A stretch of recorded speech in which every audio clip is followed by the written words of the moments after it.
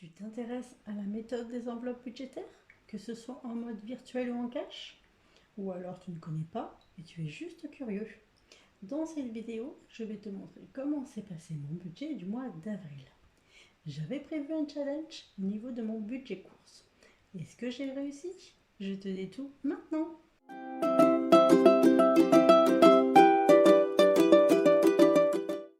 Bonjour à tous et bienvenue sur la chaîne Merci Budget.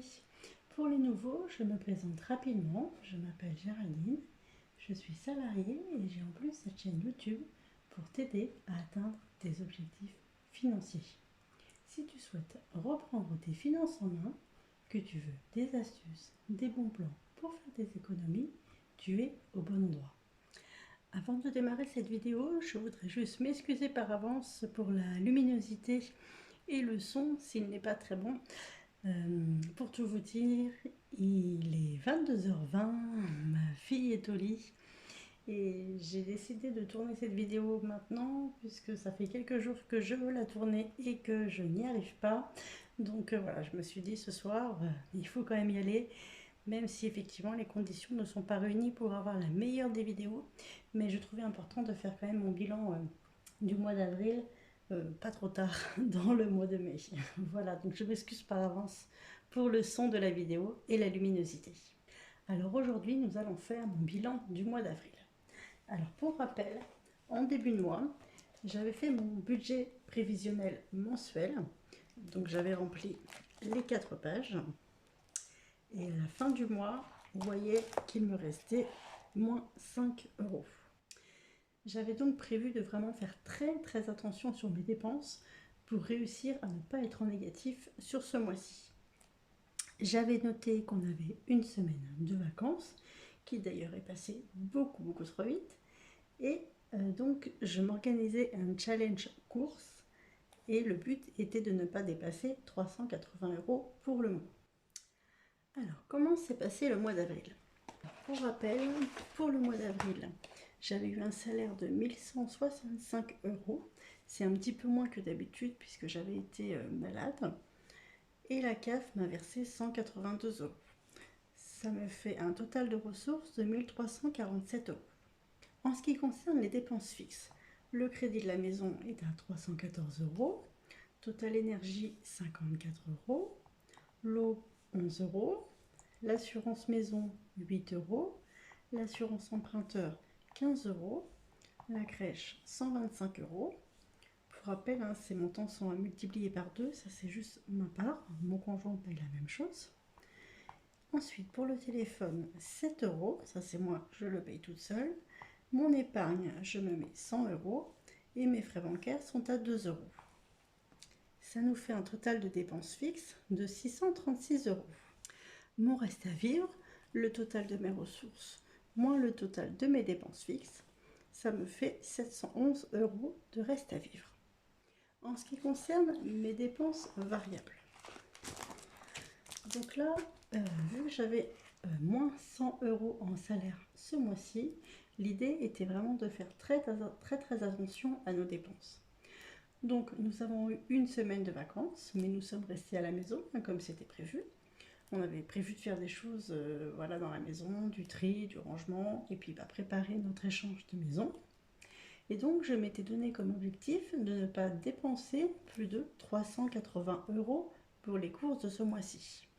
Donc 190 euros pour ma part. Et alors, qu'est-ce qu'on a dépensé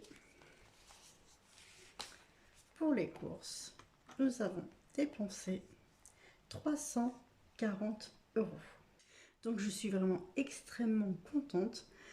C'est vrai que pourtant j'avais un petit peu peur pour cette semaine de vacances parce qu'on était 4 à manger à la maison. Mais on a fait attention et pourtant on n'a pas vidé les placards comme c'était prévu. Donc je suis doublement contente parce qu'on a réussi notre challenge et il reste encore des choses dans les placards. Il y a même le repas de Pâques et les chocolats qui sont inclus dans ces 340 euros. Donc c'est parfait. J'ai fait attention sinon à cuisiner plutôt du fait maison en privilégiant certains aliments comme par exemple les œufs. C'est vrai qu'on n'en mange pas forcément très souvent normalement. Et donc là, par exemple, dans la semaine de vacances, on a fait 2 fois des œufs. On a fait des tartes, de la volaille, etc. Puis on a pris aussi les choses qui arrivaient à date de péremption dans nos placards. Donc on a fait d'une pierre deux coups, comme on dit, on a fait du tri et on a évité de jeter. Et c'est vrai que je fais le tri comme ça de mes placards à peu près 1 à 2 fois par an. Par contre, on a fait beaucoup de petites courses. On est allé au magasin pour acheter une poussette canne et donc forcément on a acheté 2-3 bricoles en plus. Et puis on est retourné parce qu'on avait prévu de faire un pique-nique et donc on a fait d'autres petites courses. Enfin, c'est vrai qu'on n'a pas été très organisé sur ce coup-ci, donc ça m'a un petit peu saoulée, on va dire. Pour autant, on n'a pas dépassé le budget, donc c'est nickel. Challenge réussi. Donc du coup, ma part pour les courses s'élève à 170 €. Je vais l'écrire ici. Je l'écrirai plus tard au propre, ça va m'éviter là de sortir les feuilles des pages. Et ensuite, ce que j'ai fait de nouveau, je me suis créé une fiche de suivi annuel de mes enveloppes. Parce que c'est vrai que je me suis rendu compte que lorsqu'il me restait un petit peu d'argent dans une catégorie, que j'avais donc de l'argent en plus, c'est vrai que cet argent, il était vite oublié, il était remis dans une autre catégorie, voilà. Et en fait, je voulais vraiment mettre l'accent sur ce que j'arrive à mettre de côté. Et voir cet argent augmenter de mois en mois de façon très visuelle, le fait de remplir cette fiche, je vais pouvoir constater que tout ce que je fais pour mon budget a une répercussion vraiment positive.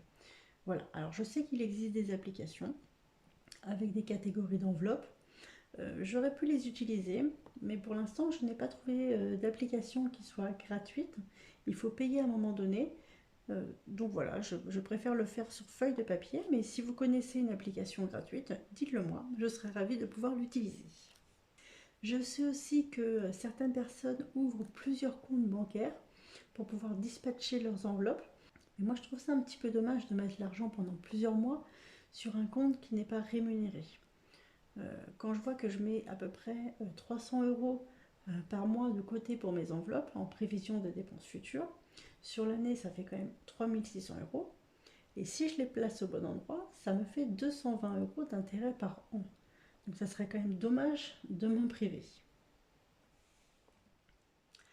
Donc je vais laisser l'argent sur mon compte épargne et puis je vais utiliser ces fiches pour visualiser car c'est important pour moi.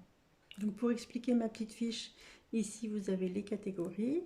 Au mois de janvier, j'avais mis 420 € dans mon enveloppe, on en a dépensé 410, donc le solde est de 10 €. En février, on a mis 420 € dans l'enveloppe, on en a dépensé 382, donc du coup le solde est de 48 €. En mars, 420 €, argent dépensé 329, ça fait 139 € de solde.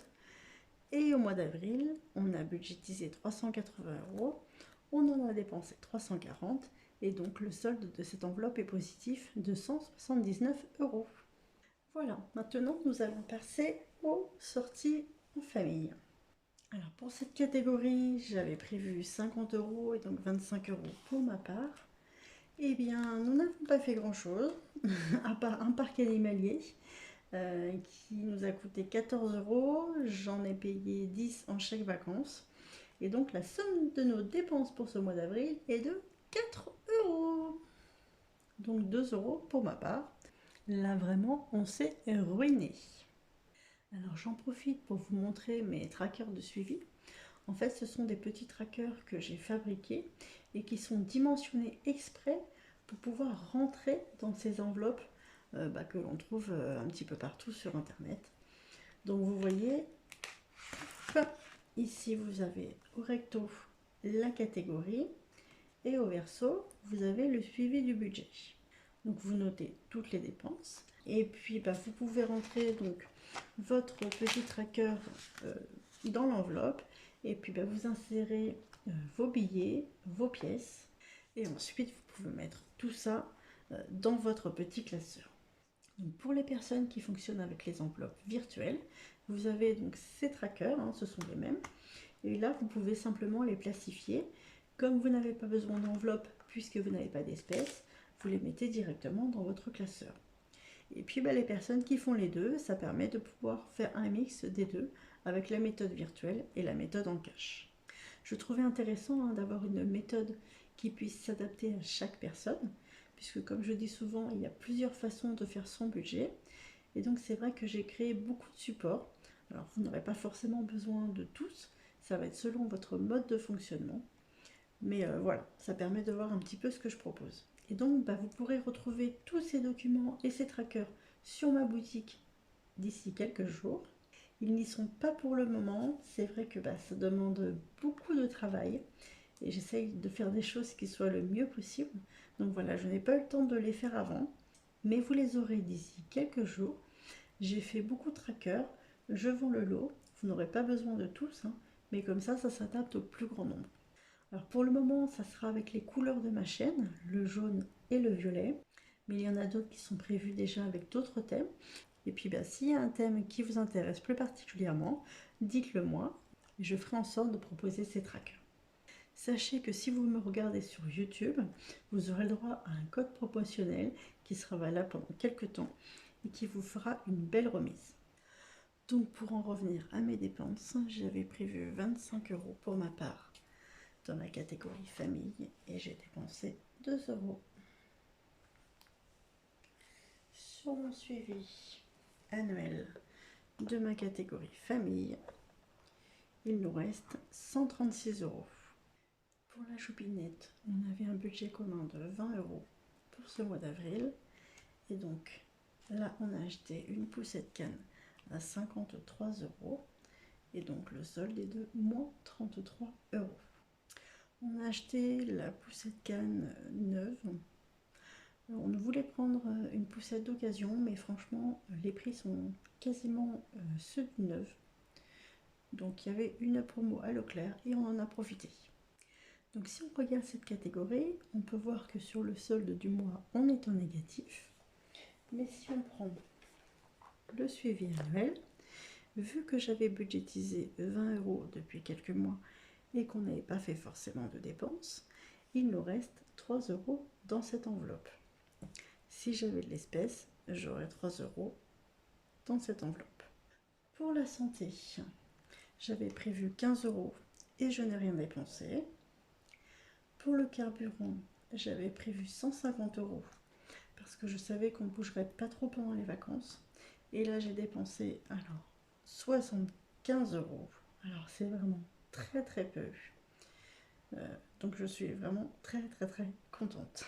Je ne vous montre pas à chaque fois mon suivi annuel.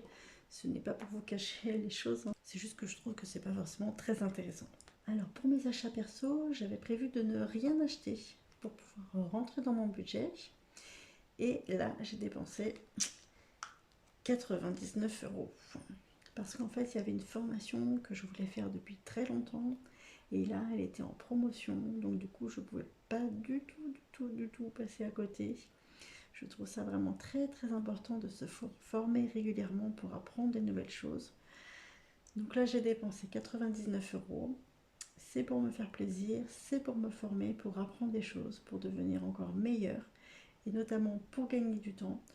Donc je considère ça vraiment comme un investissement et non pas comme une dépense. C'est un investissement sur moi-même pour mon futur. Et c'est vrai que comme j'ai la chance entre guillemets de faire quasiment 1 heure de route le matin et pareil le soir, j'en profite pour me former à ce moment-là. Pour les extras, j'avais prévu 0 € et j'en ai dépensé 9. Bon, c'est pas top, mais c'est comme ça. Et on a fini avec mes dépenses variables. Alors pourquoi j'écris plusieurs fois mes dépenses? J'écris mes dépenses sur mon budget prévisionnel parce qu'en fait j'aime bien avoir une trace claire des mois précédents. Ensuite, je l'écris sur mes trackers, car là c'est plus facile pour suivre les dépenses. Dès que j'ai un moment, je note chaque petite dépense. C'est un petit carnet que j'ouvre très facilement. Et ensuite, sur mes fiches, comme je le disais, c'est pour avoir un suivi annuel par catégorie d'enveloppe et donc de bien voir les résultats de mes efforts. Et aussi parce que certaines catégories sont prises sur le compte joint et comme ça je sais exactement où on en est sur ce compte aussi. Alors on en a fini pour les dépenses variables et donc le montant que j'avais prévu c'était 390 € et le montant que j'ai réellement dépensé, 382 €. Ensuite, on va passer aux enveloppes prévisionnelles.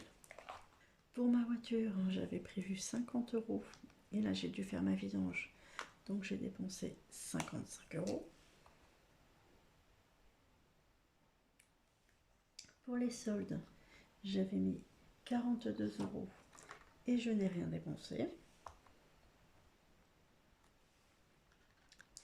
Pour Noël, j'avais mis 40 € et donc forcément je n'ai rien dépensé.